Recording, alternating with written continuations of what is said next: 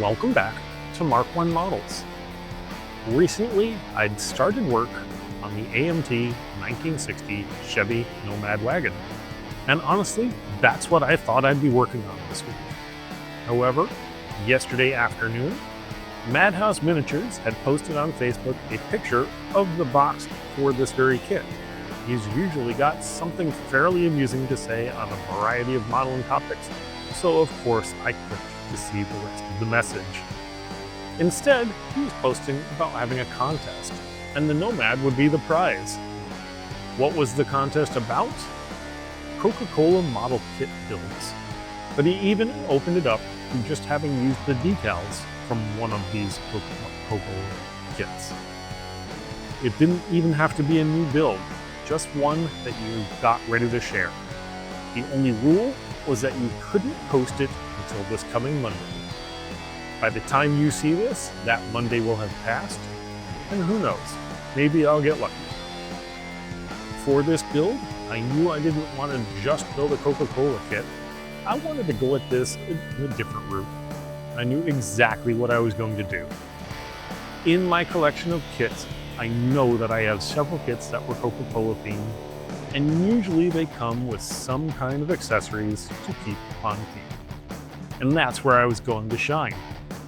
I know that one of my kits came with a vending machine, and that would be the base of my build. When I got home, I started searching. I thought it was in the Ford Louisville delivery truck, so I dug that out only to be disappointed. I then opened up the Ford C600 tilt cab stake truck. It even has them in the box art. But again, when I opened the box, they were not in there, although they should have been. Where had I put them? Well, looking at my label on the box, it says Stubby Bob. So I decided I'd check in the 1950 Ford F1 box. And lo and behold, that's where they were. While not completed, apparently I had glued the front panels onto it, so it was completely sealed. I planned on using this as the body for this car, so I'd have to cut an entryway for the driver to get in. This in turn would sit on a Model A frame, and we'd turn this into a hot rod similar to Dragula. For our engine, I grabbed the one from the F1 since I wouldn't be using it anyway. That body is being used for my Stubby Bob build. It's a flathead V8 with Arden heads and triple carb setup that looks awesome. I also chose to use the steel wheels from the F1 for the fronts, and I'd put them on some skinny white balls that I actually robbed from the 60 Nomad kit.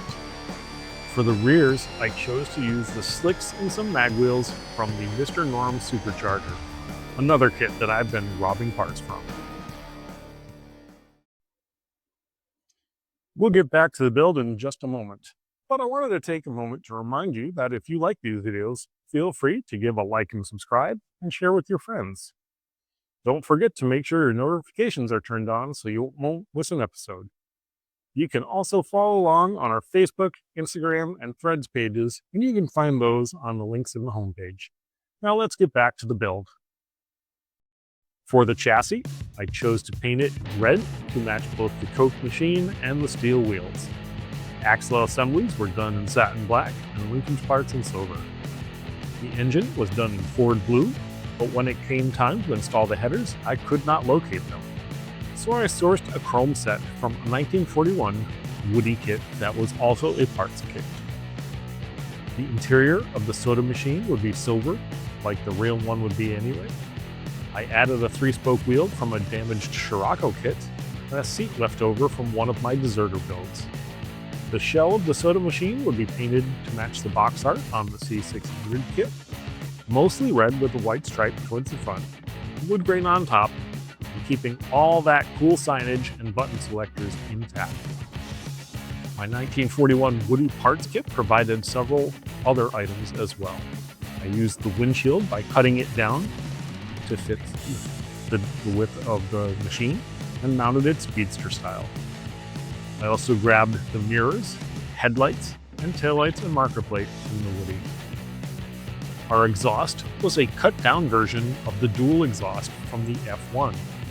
I cut out the curved sections and kept those cool dual tip selections for the back. The fuel cell was one I had in my parts bin.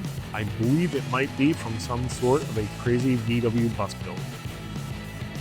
All in all, I spent less than 24 hours on this build, and I'm proud of what I made.